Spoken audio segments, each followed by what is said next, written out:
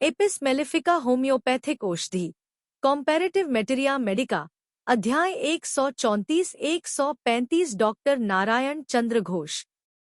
मधुमक्खी का टिंचर, यह विधवा स्त्रियों के लिए तथा पित्त प्रधान स्नायुविक धातु, नर्वस और कंठमाला ग्रस्त धातु वाले स्क्रोफुलस रोगियों के लिए ज्यादा लाभदायक है।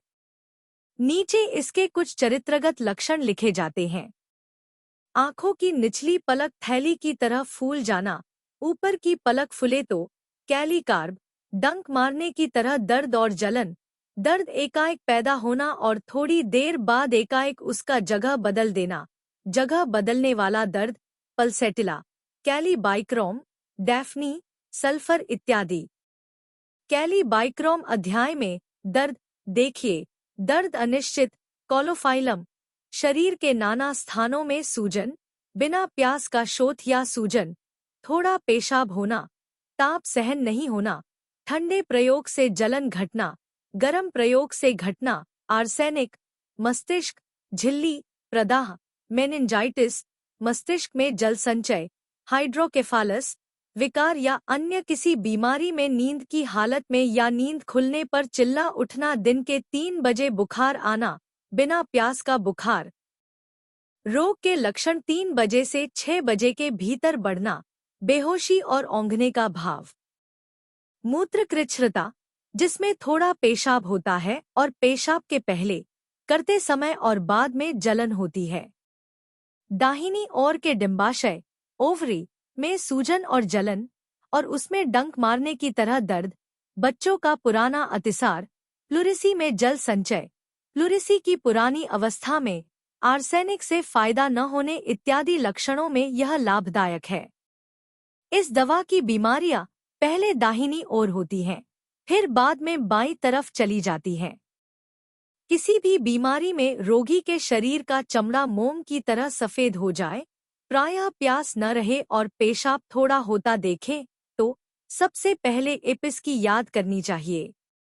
यह सौत्रिक तंतु, सेलुलर टिश्यू पर क्रिया प्रकट करके श्लैष्मिक झिल्ली और चमड़ी में सूजन पैदा करती है। किसी किसी बीमारी में एपिस का प्रयोग करके 2 से 4 दिन राह देखनी पड़ती है, क्योंकि इसकी क्रिया धीरे धीरे प्रकट होती है। स्त्री जननेंद्रिय के रोग, डिजीजेज ऑफ द ऑर्गन, डिंबकोश का प्रदाह, ओवेरिटिस, रति क्रिया के बाद दाहिनी ओर के डिंबकोश का प्रदाह और वहां डंक लगने जैसा दर्द और जलन के साथ जरायु का प्रदाह, दाहिनी ओर का ट्यूमर, अर्बुद, सिस्टिक ट्यूमर, कोशार्बुद तथा खांसी, छाती में खिंचाव इत्यादि जरायु के प्रत्यावर्तित उपदाह, रिफ्लेक्स इरिटेशन के कारण पैदा हुई बीमारियों में भी एपिस उपयोगी है। एपिस में कभी कभी बाएं डिंबाशय में भी दर्द होता है, फायदा न होने पर एब्रोटेनम। बाईं ओर के प्रदाह में लेकेसिस फायदा करती है। लेकेसिस में सो जाने, नोन लगने और सो चुकने के बाद रोग बढ़ता है। एपिस में बराबर दर्द बना रहता है। स्त्रियों के रजोरोध यानी रज रुक जाने की बीमारी में माथे में खून इकट्ठा होकर मस्तिष्क में पीड़ा और जरायु की जगह दर्द होता हो तो एपिस के प्रयोग से ऋतुस्राव होकर सभी तकलीफें घट जाती हैं।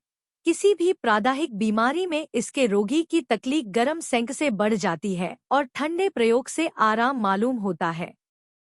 यूपियन 30 शक्ति, इसमें भी एपिस की तरह दाहिने डिंबकोश और ओवरी में दर्द होना निर्दिष्ट है। प्रदर का स्राव रह रहकर झोंक से निकलता है। कालनल, फैलोपियन ट्यूब और उसके पास वाले प्रायः सभी यंत्रों के पुराने रोगों में यह लाभदायक है।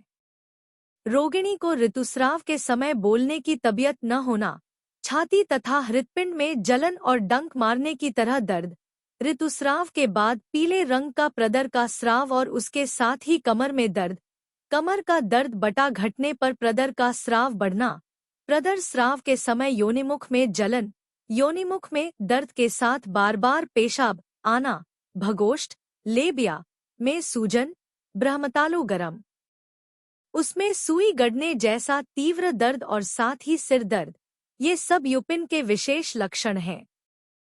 पेशाब की बीमारी पेशाब करने के समय मूत्रनली में बेहद जलन और डंक मारने जैसा दर्द, जल्दी जल्दी पेशाब लगना, किंतु होना 2 से 2 बूंद है। पेशाब लगने पर 1 मिनट के लिए भी उस रोक न सकना, जलन और तकलीफ के साथ रक्तस्राव और मूत्रकृच्छ्रता, ब्राइट्स डिजीज, कोरंड घटित।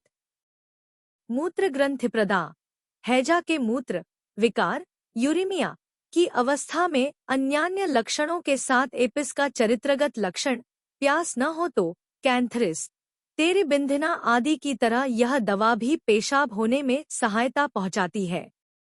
मूत्र ग्रंथि प्रदाह, मूत्रकृच्छ्र और वातज मूत्रकृच्छ्र में कैंथरिस के बाद एपिस का ही स्थान है।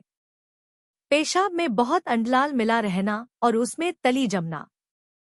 In cystitis, dysuria and Strangeri APIs is only secondary to cantharis in usefulness. The urine is highly albuminous and contains tube casts.